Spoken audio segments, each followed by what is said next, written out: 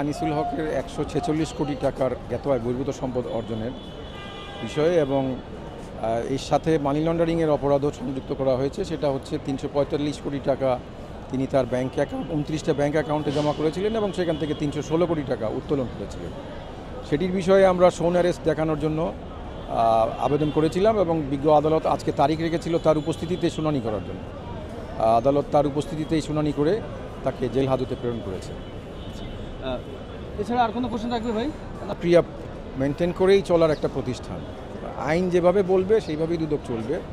আমরা আনিসুল হক শুধু নয়, বিগত সরকারের আমলে যারা যারা যে সমস্ত এই সমস্ত অপরাধের সাথে সম্পৃক্ত, যেটা বললেন মতিউরের কাহিনী, মতিউরের স্ত্রীকে গ্রেপ্তার করা হয়েছে, মতিউরকে গ্রেপ্তার করা হয়েছে এবং এটি আইনের ধারা ফলো করেই দুদক চলবে এবং সেইভাবে প্রক্রিয়া আগাবে।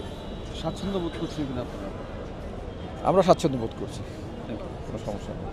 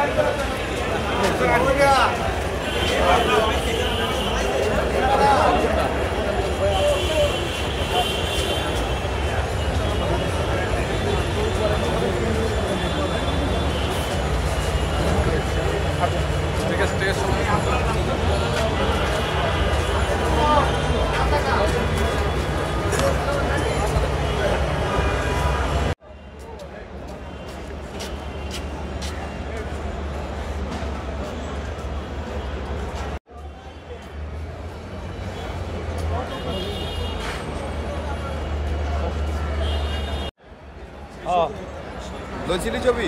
না, আমারটা পাইনি।